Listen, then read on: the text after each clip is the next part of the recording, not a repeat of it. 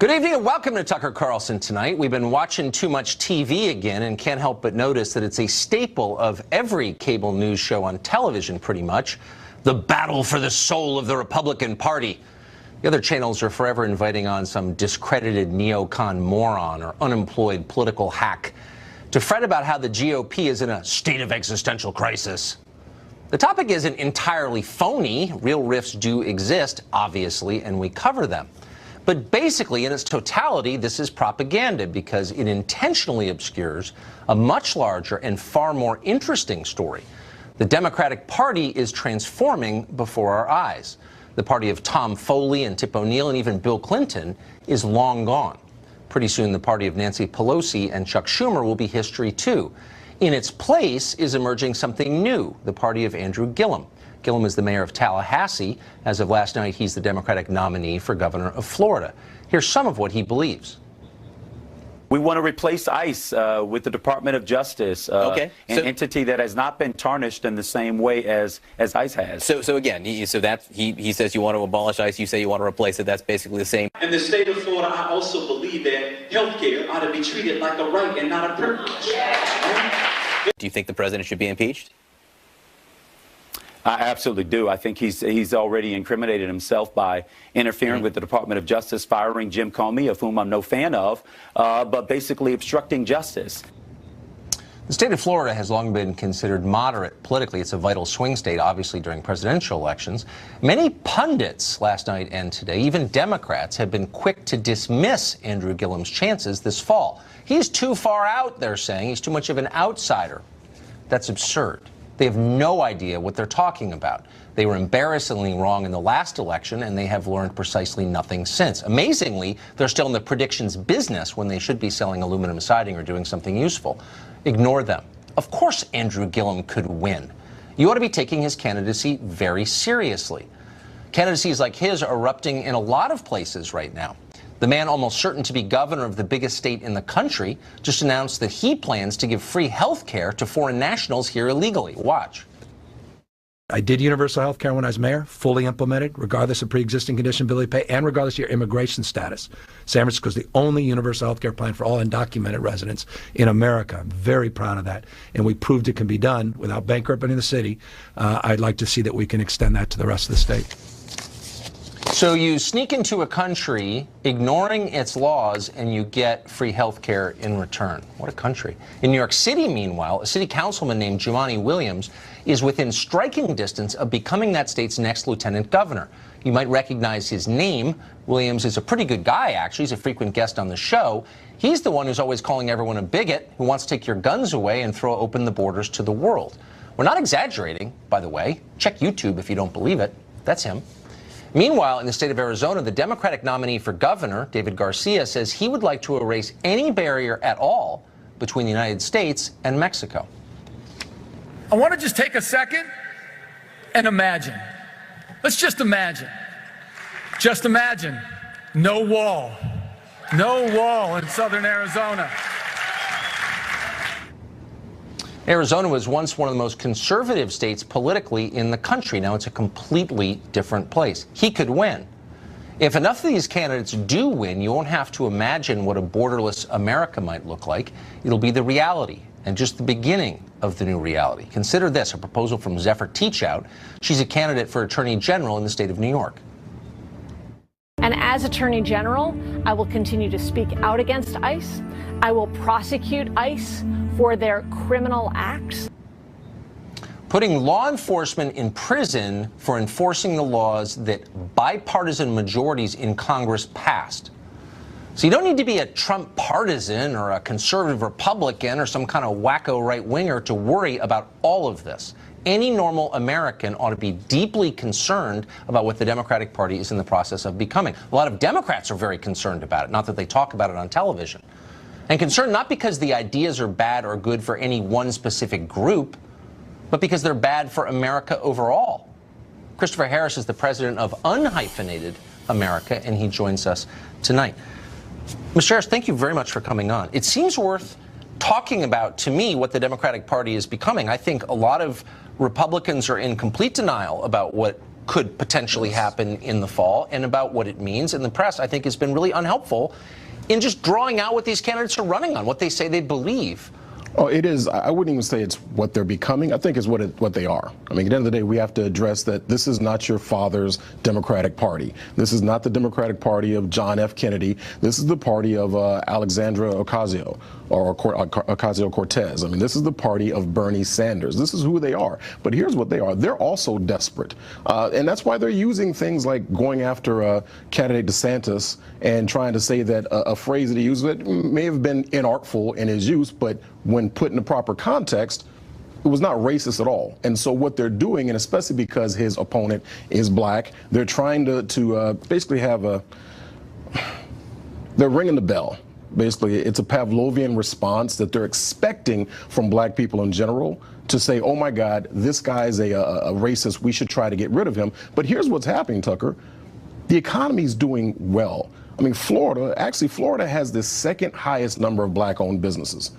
And there's about 251,000 black-owned businesses. And what happens is if you allow people like Mr. Gillum to get in office, here's what he wants to do. He wants to increase the corporate taxes on those black-owned businesses in general also by close to 50%.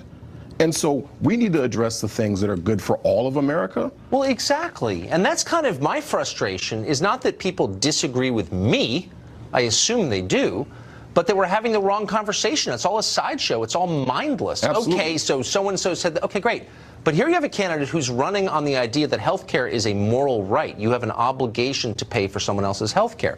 Why aren't we debating that? Why aren't we fleshing out what that means? What are the implications of that? Is anybody even talking about that? No, they're not. They've been conditioned to have a squirrel moment, you know. Exactly. And I have to, it's all up, right? It's squirrel, right? But I mean, one of my favorite economists, Dr. Thomas Sowell, said he has three questions that pretty much invalidates everything the left says. You know, he always asks, at what cost, compared to what, and where's your hard data? So when people like Mr. Gillum says, oh, we need to have health care for all, and going back to the tax issue, one of the things he talked about in his campaign was saying, hey, you know what, our taxes will only be 1% lower than California. Well, California's a steaming pile of mess right now. I mean, it's falling apart. They have to hire people to come and clean up urine. And you had what? You had Gavin Newsom as the mayor, and he wants to be governor. Well, basically allowing someone like Mr. Gillum to be in charge of the entire state, the third largest state in the country with the fourth largest economy, a $967 billion economy, and they want to let someone like that run the state. It's going to hurt everybody. And that's one of those things that people need to be having this conversation. It would be nice to have a conversation about economics once in a while and not just identity, because in the end, economics affects everybody. It affects everybody. Amen. Mr. Harris, thank you very much. Thank you, Tucker. CNN is continuing to stand by a story that one of the people who sourced it says might be false. In July, CNN broke news that Donald Trump was aware of that famous meeting with the Russian lawyer inside Trump Tower before the meeting happened. This would be potentially significant. Laney Davis, the lawyer representing Michael Cohen, says he was the source for that story. And then he admitted he doesn't really know if it's true. He can't back it up. CNN says it has other sources for the story, though it hasn't revealed who they might be. Last night on this show, journalist Glenn Greenwald explained CNN's reticence to backtrack on an obviously false story.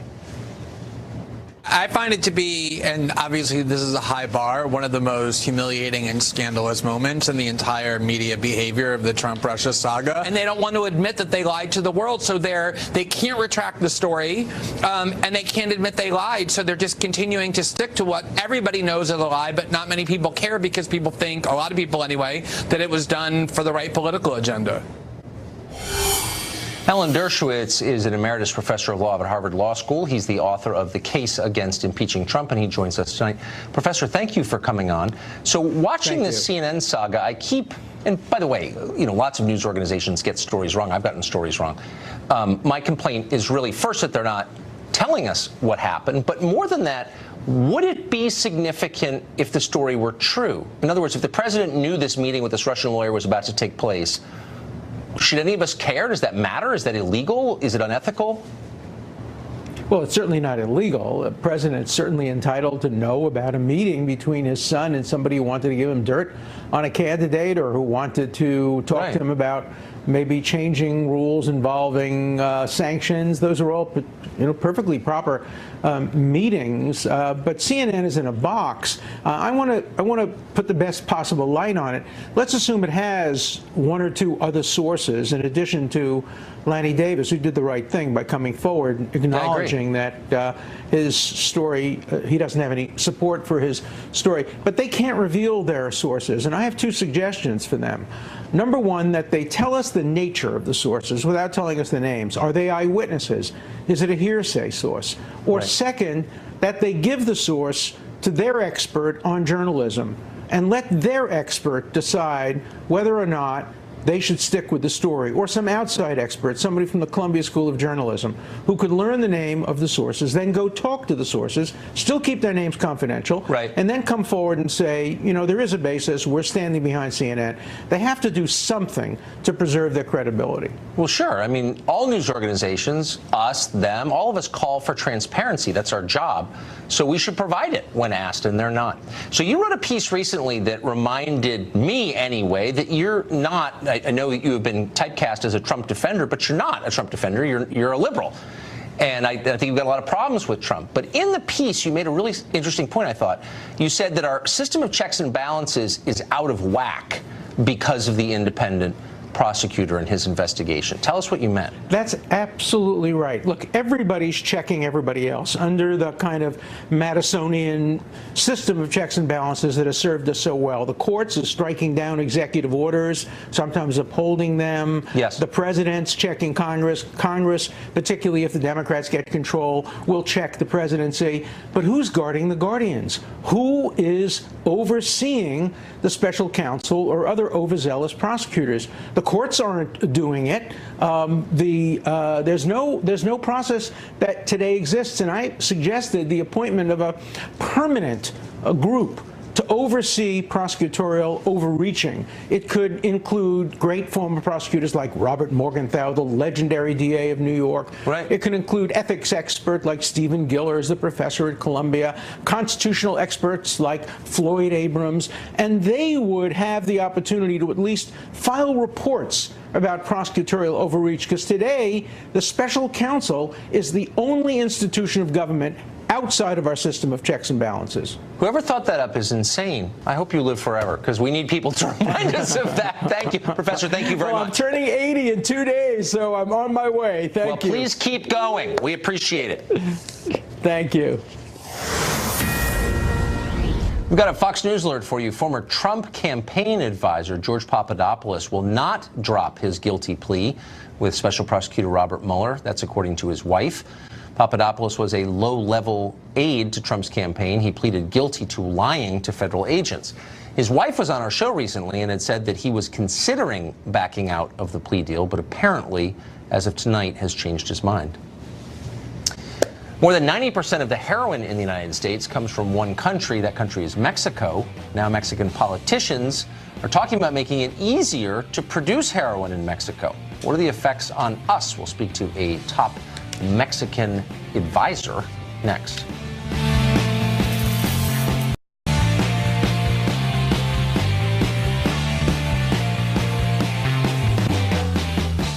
Mexico is the leading supplier of heroin to the United States. No one else is even close. About 95% of the heroin that comes into this country comes from Mexico. And that's not a small thing. About 50,000 Americans are dying every year of opioid overdoses. Now, you'd think Mexico, as our putative friend, would want to help us, help cut the flow into this country, but that's not happening. The opposite is happening. Mexican politicians are planning to legalize opium production, which of course would make it easier to produce heroin and kill Americans. Almost nobody has said anything about this, but we thought it was worth noting. Juan Hernandez was an advisor to the former president Vicente Fox of Mexico, and he joins us tonight from there. Juan, thank you very much for coming on. So, I know that... Thank you for inviting me, my friend. I know that the Mexican government isn't producing heroin, though obviously members of the Mexican government have gotten rich because of the heroin trade. But I want to apportion blame where it's due. It's drug cartels are doing this. But why would the Mexican government, if Mexico is indeed our ally and not our enemy, bent on our destruction, why would they make it easier for Mexican drug cartels to kill Americans? Well, To start with, this seems like it's a fad now in the United States. Let's blame Mexico for all of our problems in the United States.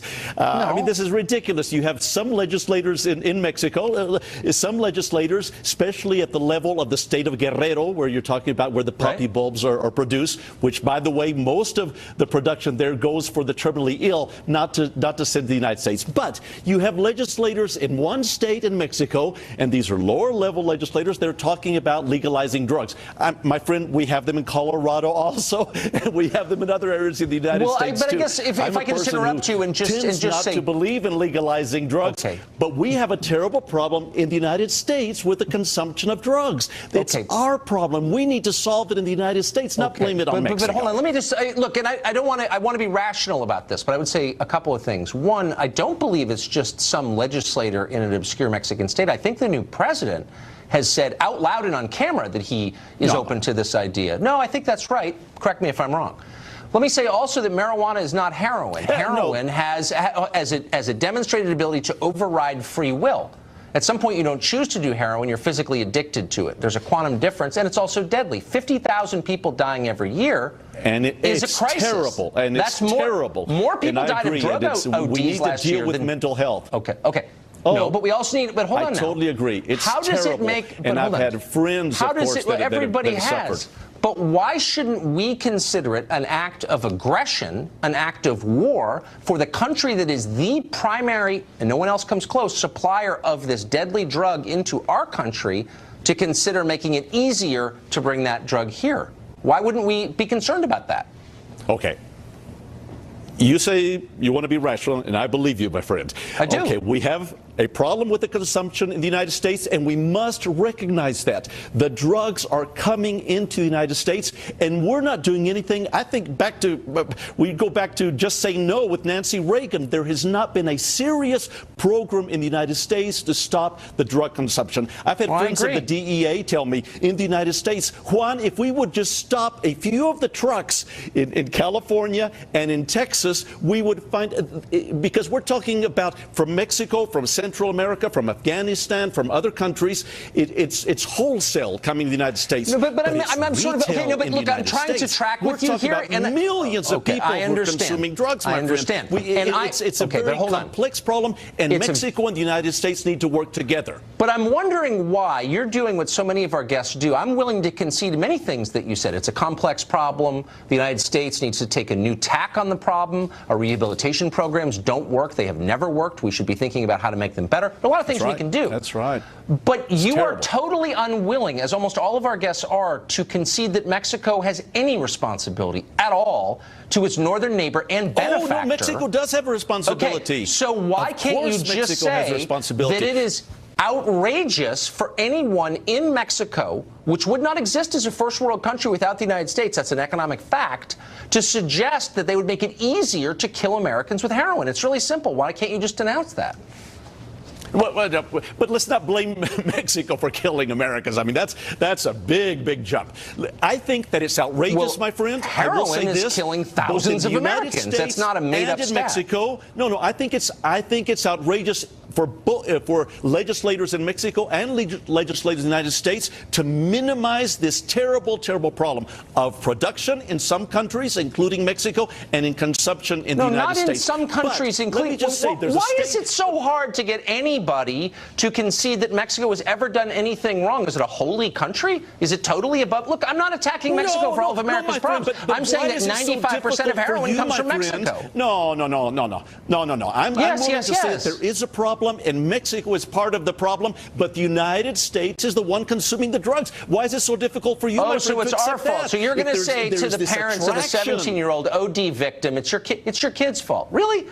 Because actually, I think the blame goes both ways. No, I'm saying that in the United States of America, we need to work on this problem. It's incredible how many millions of people are falling into the trap of these terrible drugs. But let me talk a little bit about Mexico. Yes, you have accused the state of Guerrero. Unfortunately, we're out of time. I've certainly let you filibuster quite a bit. And I think there are problems there. But let me tell you about the state of Guanajuato in Mexico.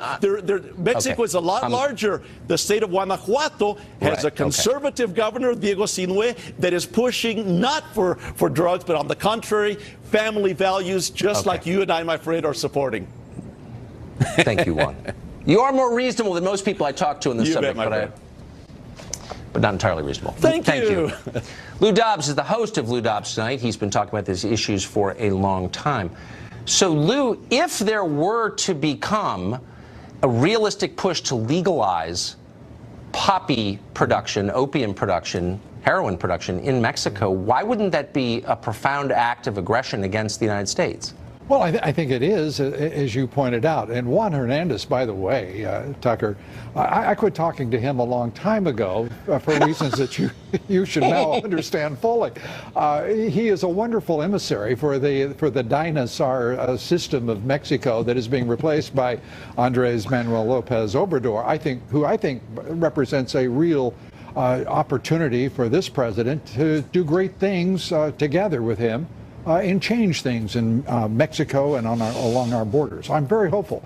But when we don't even destroy the poppy fields in Afghanistan after 17 years of war, yeah, I've noticed. I get the feeling that there is something of less than a full commitment to protecting American citizens. Because so why would that's that where be? most So of it comes from. Can you stop right there? Because I think that's far more interesting than what some legislator in a southern Mexican state is proposing. Right, no, but it's true. That's the core right there. We've occupied Afghanistan since a couple of my kids in high school, before they were even born. And there are still poppy fields there. Why is there not the will to fight a problem that's killing 70,000 people a year in this country? Without President Trump, there wouldn't have been an expression of any will at all. He is leading on this issue. It goes back to his first statements as he announced that he was running for president. People were scratching their heads. Because the president's actually talking about saving lives and stopping drugs that are killing tens of thousands of Americans every year. This is the president, remember, who didn't want us to be squandering trillions of dollars in Afghanistan and Iraq. This is the president who, sometimes with great bombast, has actually pursued a modest foreign policy. And by the way, I think he and Lopez Obrador, the new president of Mexico, when he's inaugurated at the end of the year, I think they're going to do great things. I really do. Huh, that's interesting. You're the first person I've heard say that. Well, so I'm approaching with an open mind. Lou Dobbs, thank you very much. An very open knowledgeable. mind, but I also heard great skepticism, and I don't say it's misplaced. Great to be with you. Interesting. Great to see you. Thank you. Thank you. There are reports tonight that a Chinese-owned company had access to Hillary Clinton's email server. The FBI contests that, though hasn't cleared it up at all. So what is true and what is not? Our investigation into it is next. Democrats claim to be in the trenches with women in the so-called war on women. It's unclear what role six-term Congressman and Democratic Party leader Keith Ellison is playing in that battle. But now that he's been credibly accused of beating an ex-girlfriend, you'd think he'd have to lay low for a while or at least explain himself. After all, his fellow Minnesotan, former Senator Al Franken, stepped down for doing far less than what Ellison is accused of doing. Democrats said they're going to investigate the allegations against Ellison, which we should note, because we always do, are mere allegations and not proved. But we'd like to know if they are true. So we reached out today to find out if the party has made any progress in this investigation. It sounds like investigators have not made a lot of progress. They may have hired the same investigators who looked into Joy Reid's hacked blog posts over at NBC, or tried to figure out how the Access Hollywood tape got to the Washington Post. Two investigations that are ongoing. We will keep you posted as we get more information.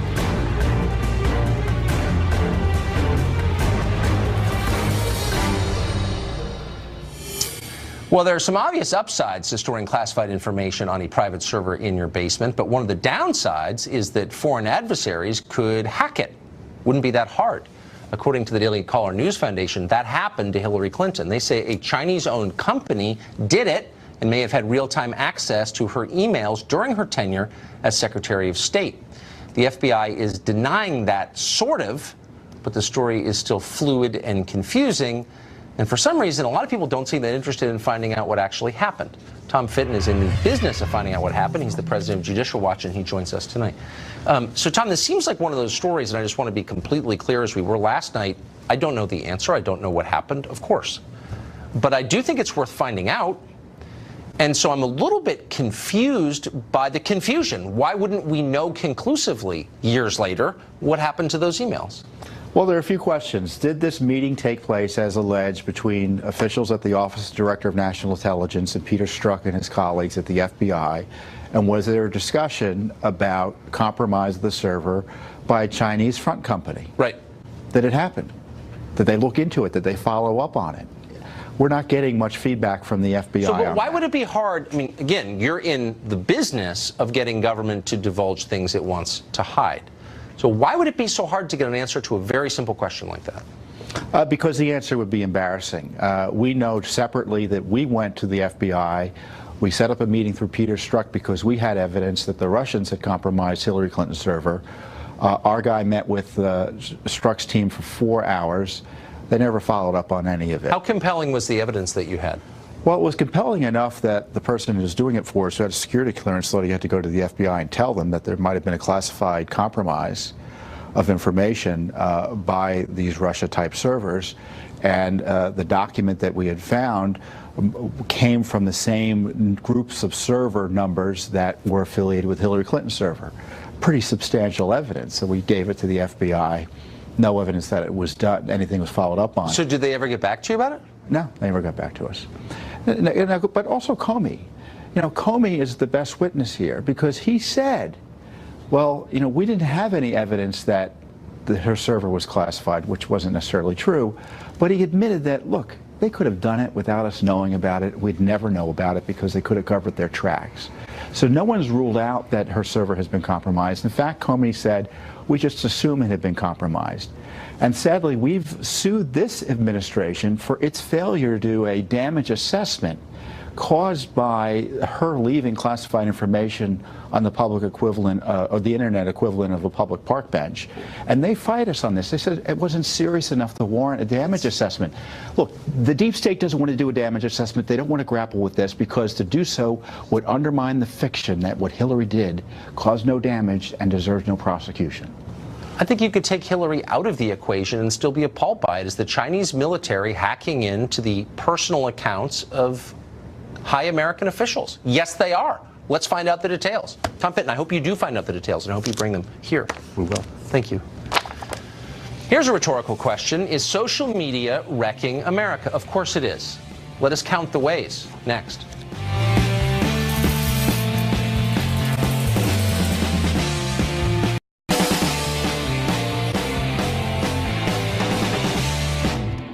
Social media has completely, well, we weren't paying attention, transformed our society. And in a lot of ways we don't even understand yet. Fox Sports 1 host Jason Whitlock says it's wrecking sports too. And he joins us tonight.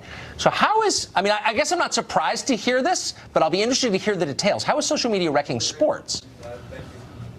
I think it's killing sports because all the athletes are 1,000% addicted to social media. The entire national anthem controversy is being driven by social media. These guys are addicted to retweets, likes, and mentions, and followers. And so, again, there's no real substance to what they're doing other than trying to build their social media brands. It sounds great when they get, oh, we're trying to raise awareness about police brutality. They're trying to raise awareness about their social media brands. That's what they're really doing. All of these athletes addicted to social media, and it's driving a lot of their actions. But is there a point where you become rich and famous and successful enough that you don't have to spend life with your face in your phone? Or no, I guess? I don't think, no. Look, these cell phones and smartphones and technology have hacked all of our brains. And this is especially acute, I think, with black people, and particularly with black athletes. They're so addicted to this thing that we metaphorically or theoretically call black Twitter and being approved over black Twitter. And whether or not there's some Twitter lynch mob agreeing or disagreeing with what you say, I just think, yeah, there's no amount of money. Take a LeBron James. He's got 40 million Twitter followers. He's worth more than $500 million, but he's addicted to social media. This is, you know, all of these young people, and look, a lot of us in the media that aren't even that young are completely addicted to social media approval. Our brains have been hacked. I wonder why high-profile people don't fight back. Why doesn't anybody say, you know what, I don't want to be captive to the whims of a mob of people I've never met before. I'm getting off this garbage. Why doesn't anyone ever say that? Because so many media executives are so clueless that they go to social media and think they're taking the temperature of America. And so a lot of these media people and athletes are driven by the desires and what their executives, the people hiring and firing and paying them, what they are basing their beliefs on. And so many executives are so caught up in social media that, oh my God, someone has 500,000 Twitter followers. That must mean they're very popular and what they have to say is very smart. And it's approved by so many people. The executives are fooled, and so let's don't be shocked that the people that work for them are fooled or trying to please them through social media. The great Jason Whitlock. Thank you very much. Sad. Thank you, Tugger. Our investigation into Antifa is next. What is the group really about, and are you still allowed to criticize them? We'll speak to a former member or associate of Antifa next. Latest high-profile official to leave the White House.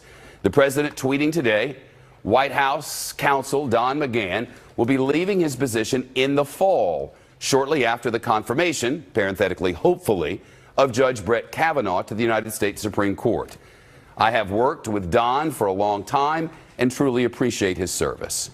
Just a moment ago, the president spoke of him as well. Fox News confirmed earlier this month that McGahn cooperated extensively with special counsel Robert Mueller's team, and that McGahn was trying to protect himself from taking the fall in the Russia investigation. He testified, we're told, for some 30 hours. President Trump claims he personally approved McGahn's interviews with investigators, as we know. We've also known that McGahn could be on the way out for a while now. Our chief White House correspondent John Roberts first reported back in the month of May that Don McGahn was talking about leaving by the end of the summer. John's live at the White House on Fox Top Story. Hey, John. Shep, good afternoon to you. Yeah, one of the indications was when Emmett Flood was brought in to replace Ty Cobb as the president's inside counsel on Russia. That was an indication that Don McGahn was preparing to leave because Emmett Flood is a colleague of his, a friend of his, and the sort of person that he would like to have as the White House counsel. And then people started talking about the idea that McGahn might be prepared to leave as early as this summer, might wait until after the midterm elections. And then those rumors started flying about the pending retirement of Justice Anthony Kennedy, and that McGahn would likely want to stay on through Kavanaugh's confirmation. And then we saw the president's tweet about that. Let's listen to what the president said about the White House counsel Don McGahn just a moment ago. He's a good man, very good man. Don, excellent guy. Yeah, Don McGahn's a really good guy. Been with me for a long time. Privately before this, he represented me. He's been here now. It'll be almost 2 years, and a lot of affection for Don. And he'll be moving on, probably the private sector, maybe the private sector, and he'll do very well. But he's done an excellent job. Any concern about what he said to the Muellers? No, not at all. Not at all. Yeah. The president asked there, any concern about what McGahn said to the Mueller investigation? The president said no. We do know that McGahn talked with Mueller on at least 3 occasions, talked to him for some 30 hours or so. The president's attorneys at the time, Jay Sekulow and John Dowd, were assured by Don McGahn's attorney, and Rudy Giuliani was also later assured by Don McGahn's attorney, William Burke, that he didn't say anything in those interviews that might have been incriminating toward the president. That was the president's former outside attorney, John Dowd, and Ty Cobb, whom Emmett Flood replaced, who initially came up with the idea of having McGahn cooperate fully with the Mueller investigation. McGahn had been reluctant to cooperate at first. Dowd and Cobb were worried that Mueller might come after everybody in the White House with subpoenas, so they hatched an idea. Okay, well, let's let McGahn talk to him. Let's let Mueller talk to everybody at the White House. And that's why it ended up with all of those interviews, some more than 30 of them with White House officials, and all those tens of thousands of pages of documents and emails that were turned over to the special counsel's office. So none of this really came as a surprise to anybody here at the White House. The only thing they're not certain of is exactly what it was that McGahn told Mueller to the fullest extent during those interviews, but they've been reasonably assured again that he didn't say anything that would have been incriminating toward the president. Certainly, the Senate Majority Leader Mitch McConnell had glowing things to say about Don McGahn as well as the president. Mitch McConnell saying, quote, "Don is the most impressive White House counsel during my time in Washington, and I've known them all. His departure from the White House, whenever that may be, would be a big loss for the Trump administration and the country." Not everyone, though, thrilled with the prospect of McGahn leaving. The Senate Judiciary Committee Chairman Chuck Grassley of Iowa saying in a tweet, quote, "At President Trump, I hope it's not true McGahn is leaving White House counsel. You can't let that happen." No official announcement yet on who would be replacing McGahn. Again, we believe it's Emmett Flood. He was a partner at Williams and Connolly, was brought on to take over the Russia investigation as in-house counsel for the president. He was also served as counsel for President George W. Bush, Vice President Dick Cheney, and at one point Bill Clinton. So well-versed in the ways of Washington. Shep? Clearly. John Roberts at the White House, thank you. There was one major political upset in the big contest yesterday, as I mentioned, and this huge upset, unexpected by everyone, came in the biggest battleground in all the land. The Tallahassee liberal mayor beat out more moderate candidates in the Democratic primary for governor. Andrew Gillum made history, becoming Florida's first African-American major party candidate for governor. We'll speak to the mayor in just a moment. In November, he'll go up against the candidate President Trump has endorsed and did so just moments ago, the Congressman Ron DeSantis, who easily won the Republican primary last night. Today, he spoke to Fox News about his next opponent. I think that he had grassroots energy. I think some of the other candidates were overrated, and he was able to capitalize off that. But, there's a difference between, getting some of the Bernie Sanders people to vote for you in a primary and then going to the broader Florida electorate and trying to sell that message. Here to respond, the Democratic candidate for governor of Florida, the Tallahassee mayor, Andrew Gillum. Mr. Mayor, good afternoon and welcome to Fox News Channel. Thank you so much. Good afternoon to you. Thank you for having me. Of course, your opponents outspent you in candidate funds, $106 million to less than $7 million. You never led in a poll. You were fourth among Democrats in most of the polls. In the last 2 weeks, you surged. And when all the votes were counted last night, you beat a woman from a Florida Democratic political dynasty and all the rest. How did you do that? Well, I'll tell you, it was a slow and steady process of 18 months. I literally moved around this state retailing my way through neighborhood associations, church conferences, anybody who we could get to talk to us. We talked to about the future of the state of Florida. I think it also helped, that as I was the only non-millionaire running for governor in the Democratic primary, born to my mother who was a school bus driver and my dad who was a construction worker, that my everyday lived experience in this state really better reflected that of the everyday Floridian over anybody else running. And I think that really played an important part in our messaging and how we came across and what we communicated around, I think, the kind of change that our state is looking for and what we deserve. You took a new path compared to Democrats in recent cycles in the state of Florida. Rather than running as a moderate, you ran from the left. You ran on legalizing marijuana for Floridians. You ran on more attention to the environment, abolishing ICE, and abolishing the Stand Your Ground law. Will you be moderating for the primary as Democrats are wont to do in that state, or are you going to stay left? Well, I tell you, I'm going to stay true. I'm going to stay consistent with my values, and I'm going to offer voters something to go out and vote for and not just against. I don't think it is a blue or red or a purple issue to say that you want clean air to breathe, clean water to drink, oceans that are not producing dead sea life because of blue-green algae that is suffocating the east and the west coast of the state of Florida. To say that we ought to pay teachers what they're worth, especially here in the state of Florida, where teachers' average salary is the 45th lowest out of 50 states. Well, since you mentioned money, that you want to dismantle the criminal justice system, since you mentioned money, Mr. Mayor, you also ran on universal health care, lots more money for schools and especially for teachers, raising the minimum wage to $15 for all Floridians. Specifically, Mr. Mayor, if elected governor, how are you going to pay for that? Yeah, well, what we have proposed is an increase in the corporate tax rate, which in the state of Florida is An lower than increase our from where neighboring to states where? of Alabama and Georgia. Right now, we're at 5.25, and we've suggested going up to just over 7, which puts us in line with many other states. And part of what it creates $1 billion in funding for our public education system. And part of it is that I just don't believe that corporations choose states to locate in when they are 40th out of 50th in the public education system. They don't choose states to locate when they've got blue-green algae of guacamole content flowing out of the east and the west side of the state. Good corporations choose places where they can identify a good, strong workforce, where they can be ensured that their employees will enjoy a good quality of life. That's simply what we're offering here, and I think that that's how we're going to grow, in my opinion, a more robust Florida economy. Analysts I've heard to have said the others didn't pay much attention to you in this primary because you were so far back. The attacks are coming, and they will come fast and furious. You ready for that? Yeah, I mean, listen, I've been elected for 15 years. I don't mind taking a punch, and I can deliver one myself. But the truth is that what Florida voters are looking for is a candidate who's going to speak to their issues. They're sick of the gutter politics. They hate this atmosphere of division and derision. They really want a candidate who I believe is going to talk and speak directly to the things that impact them at their dinner table. That's what we did through this primary election. And that's what's going to allow us to win on November 6th in the general. One of the things they'll probably come for you with is there's a big scandal in Tallahassee, and everybody in Florida and South Georgia and everywhere else knows about it. Some FBI agents came into Tallahassee, went undercover.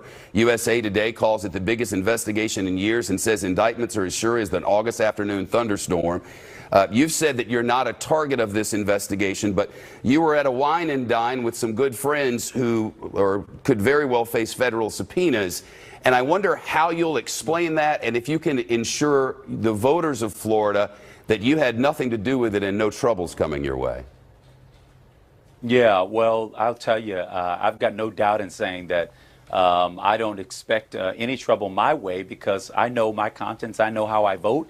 I know what my values and principles are. The difference between me and Ron DeSantis, obviously, when it comes to the FBI, is that I've welcomed their investigation to get to the bottom of any corruption that might exist.